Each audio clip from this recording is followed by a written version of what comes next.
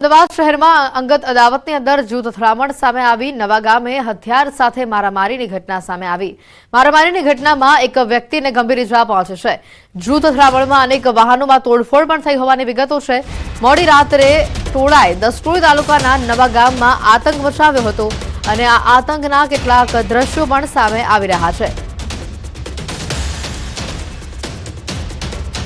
ઘટનાની અંદર એક વ્યક્તિને ગંભીર ઇજા પહોંચી હોવાની માહિતી સામે આવી રહી છે, તો અનેક વાહનોને ભારે માત્રામાં નુકસાન પહોંચ્યું છે। નુકસાનીના આ દ્રશ્યો પણ સામે આવ્યા છે। વેરા વસૂલાત માટે નવતર પ્રયોગ અહીંયા કરવામાં આવ્યો। ઢોલ નગાડાની સાથે ટેક્સની ઉઘરાણી કરવામાં આવી। વિવિધ વોર્ડમાં ઢોલ નગારા સાથે લોકોને જાગૃત કરવામાં આવ્યા। વેજલપુરમાં ઢોલ નગારા વગાડી વેરો ભરવા અપીલ કરવામાં આવી। श्रीनाथनगर विभाग में ढोल साथे आखी टीम पहुंची। आ घटनाना दृश्यो पण सामे आव्या।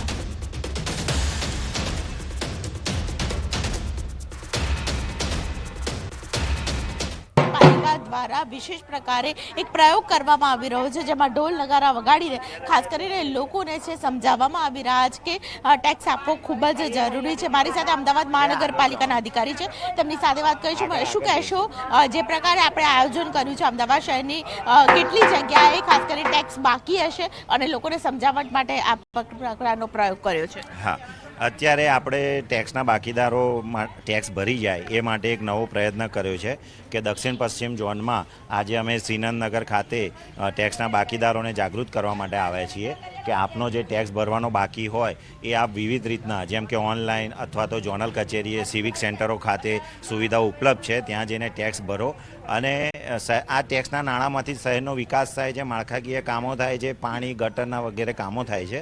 એટલે જે ટેક્સ બાકીદારો છે એમને અમે આજે જાગૃત કરવા માટે આવ્યા છીએ। શ્રીનાથનગરમાં આવનારા સમયમાં અન્ય જગ્યા ઉપર પણ જઈશું અને કોર્પોરેશન કક્ષાએ દરેક ઝોનમાં કામગીરી થશે। વધુમાં જો આપ ટેક્સ નહીં ભરો તો આવનારા સમયમાં આપણે ટાંચ જપ્તી અથવા તો બોજા એમની પ્રોપર્ટીમાં નાખવાની વાત છે અને ઓક્શન સુધીની પણ કાર્યવાહી થઈ શકે છે। હરાજી સુધીની કાર્યવાહી કોર્પોરેશન કરશે, પરંતુ અત્યારે આપણે જે વિસ્તારમાં જે જગ્યા ઉપર ઊભા છીએ ત્યાં કેટલો ટેક્સ બાકી છે અને કેટલા લોકો હજુ પણ ટેક્સ નથી ભરી શકતા? જે વિસ્તારમાં ઊભા છીએ ત્યાં લગભગ 100 થી 200 જણાનો વિવિધ એક ફિક્સ અમાઉન્ટ નથી, કોઈના 10,000 15,000 એ રીતના ટેક્સ બાકી હશે।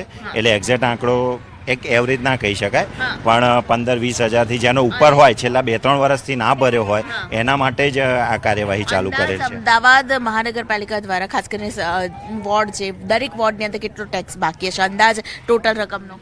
એટલે દરેક વોર્ડની પરિસ્થિતિ તો હું ના જણાવી શકું, કેમ કે દરેક વોર્ડની અલગ પશ્ચિમ ઝોનમાં કેટલી પરિસ્થિતિ ખરાબ હશે ટેક્સ ભરવા પાછળ લોકો મતલબ? એટલે ગયા વર્ષે અમારો જે ટાર્ગેટ હતો એ અમે 85% સુધી એચીવ કરેલો છે। આ વર્ષે અમારો ટાર્ગેટ 280 કરોડનો ટેક્સ વસૂલ કરવાનો છે દક્ષિણ પશ્ચિમ ઝોનમાંથી, જે અમારી ટીમ સક્ષમ રીતના વિવિધ પ્રકારના નવા કાર્યક્રમો આપીને મેક્સિમમ 90-95% ઉપરની અમારો ટાર્ગેટ છે કે આ વખત અમે રિકવર કરીએ। બિલકુલ, તો ઢોલ નગારા વગાડીને લોકોને સમજાવવામાં આવી રહ્યા છે અને ખાસ કરીને જે લોકો ટેક્સ નથી ભર્યો તે લોકોને ટેક્સ ભરવા માટે ખાસ કરીને આ પ્રકારે સમજાવટ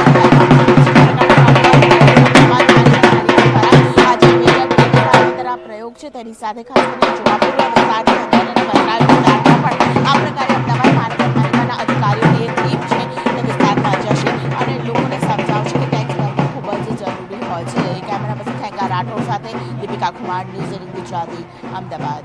શ્રીનાથનગર 3ના રહેવાસીઓ અમે અમદાવાદ મ્યુનિસિપલ કોર્પોરેશન તરફથી આવીએ છીએ। જેમનો પણ પ્રોપર્ટી ટેક્સ બાકી હોય તે આવીને ભરી જાય। ઓફિસ પર આવીને સબ ઝોનલ કચેરી છે, ઝોનલ કચેરી અને સિવિક સેન્ટરો ખાતે આપનો ટેક્સ લેવામાં આવે છે અને તેમજ ઓનલાઈન પણ આપ ટેક્સ ભરી શકો છો। આવો મ્યુનિસિપલ કોર્પોરેશન આપની રાહ જોવે છે। એક જવાબદાર નાગરિક તરીકે આપ ટેક્સ ભરો અને શહેરના વિકાસમાં સહભાગી બનો એવી આશા। નવસારીથી સમાચાર આવી રહ્યા છે। બિલીમોરા રિઝર્વ પ્લોટનો વિવાદ વકરી રહ્યો છે। પોલીસ પ્રોટેક્શનની સાથે પાલિકાએ કામગીરી શરૂ કરી છે। સ્થાનિકોએ કામગીરી અટકાવવાનો પ્રયાસ પણ કર્યો હોવાની માહિતી સામે આવી રહી છે। પૂર્વ વિસ્તારની નવજીવન કોલોનીનો જમીન વિવાદ સામે આવ્યો। એસી ભારત સરકાર કુટુંબ પરિવાર દ્વારા પાલિકા રિઝર્વ પ્લોટ ઉપર પોતાનો દાવો કરવામાં આવ્યો છે। બિલીમોરા પાલિકા દ્વારા રિઝર્વ પ્લોટમાં કમ્પાઉન્ડ વોલ બનાવવામાં આવી છે. નગરપાલિકાના એન્જિનિયર, મામલતદાર સહિતના અધિકારીઓ ઘટના સ્થળે પહોંચ્યા. બિલીમોરા પાલિકાના અંદાજે 92 લાખના ખર્ચે સુવિધાયુક્ત બગીચો બનાવવાનો પ્લાન છે. ભરૂચમાં મુલદ ટોલ પ્લાઝા પર ચક્કાજામ કરવામાં આવ્યો. ટોલ પ્લાઝા ઉપર ખાનગી વાહનોએ ચક્કાજામ કર્યો. સ્થાનિક વાહનો પાસેથી ટોલ વસૂલાતા હોવાની ફરિયાદ સામે આવી. વાહન ચાલકોએ ટોલ પ્લાઝા પર લાંબી કતારો લગાવી. ભરૂચના નર્મદા નદી પર 2017માં બ્રિજના લગભગ 8 મહિના પછી ટોલ લેવાની શરૂઆત કરવામાં આવી હતી અને તે સમયે ભરૂચના સ્થાનિક વાહનોને ટોલમાંથી મુક્તિ આપવામાં આવી હતી. પરંતુ ફાસ્ટ્રેગ આવ્યા બાદ ભરૂચના સ્થાનિક વાહનોનો ટોલ ઓટોમેટિક કપાઈ જતો હતો. આ સમસ્યાના નિરાકરણ માટે ટોલ નાકાના છેલ્લા ભાગમાં ભરૂચના વાહનો માટે અલગથી લેન બનાવવામાં આવી હતી.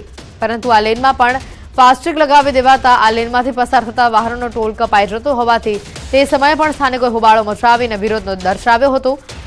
મુલદ ટોલ પ્લાઝા ઉપર પોતાની લક્ઝુરિયસ વાહનો લગાવી દેતા તેઓની પાછળ વાહનોની લાઈનો લાગી જતા લોકો ટ્રાફિકમાં અટવાયા હતા અને આ ઘટનામાં સ્થાનિક પોલીસ અને ટોલ અધિકારીઓ પણ દોડતા થઈ ગયા હતા.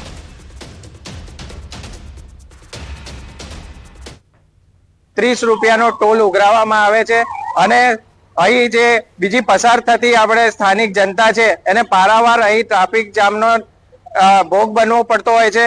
અહીં આ ફક્ત અને ફક્ત એક જ બ્રિજ જે છે જે ભરૂચના રહેવાસીઓએ નર્મદા મૈયા કેબલ બ્રિજ ઉપરથી પાસ થવું પડશે. હવે આમાં પણ કેબલ બ્રિજ એક સાઈડ બને હોવા છતાં પણ અહીં બંને તરફ કેમ આ ટોલ ઉઘરાવવામાં આવે છે એ અહીં એક જાણવા વાળી વસ્તુ છે. સુરતમાં જીવના જોખમે રીલ બનાવતા 3 લોકોને પોલીસે સબક શીખવાડ્યો છે. રીલ બનાવવાના ચક્કરમાં આજના યુવાઓ પોતાની સાથે સાથે અન્યના જીવને પણ જોખમમાં મૂકે છે. ત્યારે સુરતના સચિન ફાટકના રેલિંગ પરનો કેટલાક યુવાનો રીલ બનાવતા નજરે પડ્યા અને જેમાં જોઈ શકાય છે કે આ યુવકો રેલિંગ પર લટકીને રીલ બનાવી રહ્યા છે. પોલીસે આ બાબતે જાણ થતાં તેઓએ તેમને ઝડપી લીધા અને મેથી પાક ચખાડ્યો. તેમજ યુવકોને ઝડપી લંગડાતી ચાલે કાન પકડીને માફી મંગાવી. બેફામ રસ્તા પર આખરે બ્રેક ક્યારે વાગશે તે સૌથી મોટો સવાલ હાલ ઉભો થઈ રહ્યો છે. કારણ કે સુરતના પાલ આરટીઓ નજીક અકસ્માત થયો. અકસ્માતમાં એક ઘાયલ થયો છે અને જેને હોસ્પિટલ ખસેડવામાં આવ્યો હોવાની માહિતી છે. અકસ્માત કરનાર કારમાંથી દારૂની બોટલો પણ મળી હોવાનો સ્થાનિકો આક્ષેપ લગાવી રહ્યા છે. અકસ્માત બાદ કાર ચાલક ફરાર થયો છે. ઘટનાની જાણ થતાં પોલીસ પણ ઘટના સ્થળે દોડી આવી હતી.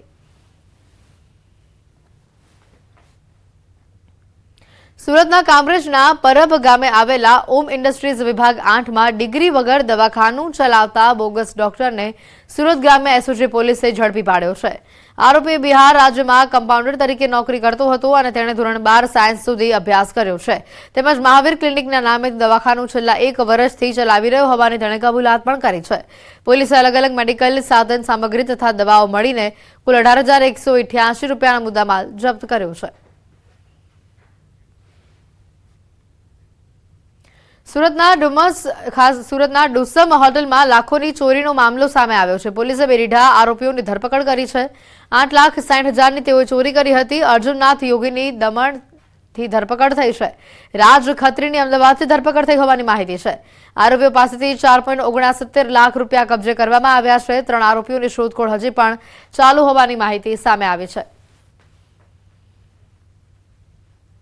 અર્જુનનાથ યોગી છે તેને દીવ ઘોઘલા ખાતેથી ડુમસ પોલીસે અટક કરેલી છે અને જે રાજ ખડકા જે મેઇન ચોરી કરનાર વ્યક્તિ છે તેને અમદાવાદ ઓઢવ ખાતેથી અટક કરવામાં આવી છે.